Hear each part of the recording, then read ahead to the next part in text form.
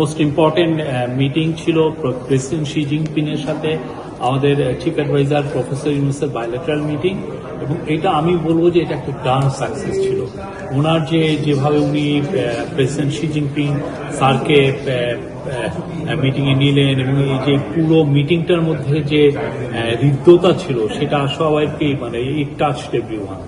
এতে বোঝা যায় যে তাকে প্রফেসর ইউনূসকে কি কতটা উঁচু স্তরের লিডার হিসাবে ওনারা দেখছেন এবং কতটা তার সাথে মানে বাংলাদেশের সাথে তারা কতটা ভালো সম্পর্ক করতে চান।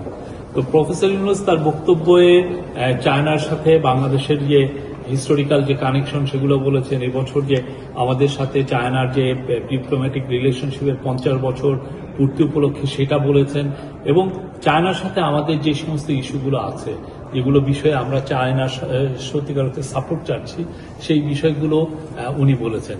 এবং সবচেয়ে ইম্পর্টেন্ট যে জিনিস যে প্রত্যেকটা বিষয়েই চাইনিজ প্রেসিডেন্ট পজিটিভ কনসিডারেশনের কথা বলেছেন। উনি বলেছেন যে প্রফেসর ইউনূসকে এবং তার গভর্নমেন্টকে তারা ফুল সাপোর্ট দিচ্ছেন।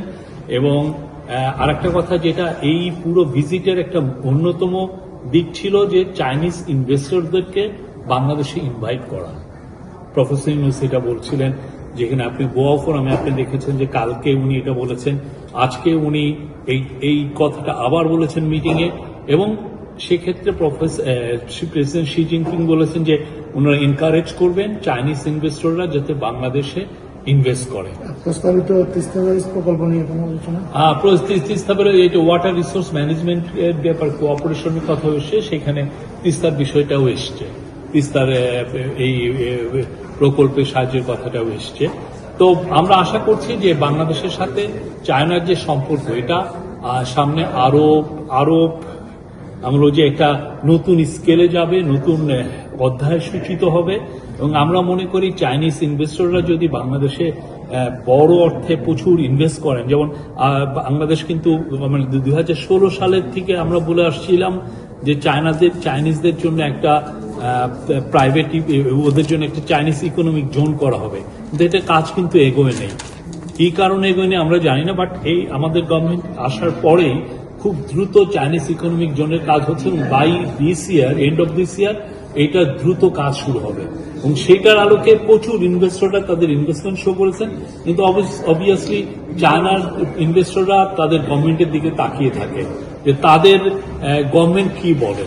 তো চাইনিজ যেহেতু এখন প্রেসিডেন্ট শি জিনপিং যেহেতু বলেন যে তারা এনকারেজ করবেন, উনি শব্দটা বলেছেন এনকারেজ করবেন যে চাইনিজ ইনভেস্টররা যাতে বাংলাদেশে ইনভেস্ট করে, আমরা আশা করছি চাইনিজ ইনভেস্টমেন্ট অনেক ম্যাসিভলি বাংলাদেশে আসবে। আর এইটার সাথে কিন্তু জড়িত আমাদের জব গ্রোথ, আমাদের বাংলাদেশে জব তৈরি করার একটা বিগ ইস্যু হয়ে দাঁড়িয়েছে। এবং প্রফেসর ইউনূস চাচ্ছেন যে খুব দ্রুত প্রচুর জব তৈরি করতে। চাইনিজ ইনভেস্টররা যদি বাংলাদেশে আসে, চাইনিজ স্পেশাল ইকোনমিক জোনে যদি তারা ইনভেস্ট করে, এবং অন্যান্য ওরা মংলার ওইখানেও একটা ইপিজেড এর এক্সপোর্ট প্রসেসিং জোনের ওইখানে ইনভেস্টমেন্ট করতে চাচ্ছে। তো সব মিলে আমরা এটা আমি বলবো যে এটা খুবই একটা সাকসেসফুল একটা ট্যুর যেখানে, এবং শেষের দিকে চাইনিজ প্রেসিডেন্ট এইটাও বললেন যে উনি বাংলাদেশের আম এবং কাঁঠাল খেয়েছেন এবং উনি ওইটা প্রশংসা করলেন। এবং এর ফলে আমরা যেটা দেখছি যে আগামী এই আমের যে সিজন জুন জুলাই অগাস্ট, এখান থেকে মে জুন জুলাই অগাস্ট, সেই সময় থেকে আমরা আশা করছি যে ইনভেস্টমেন্ট চায়না এক্সপোর্টটা শুরু হয়ে যাবে।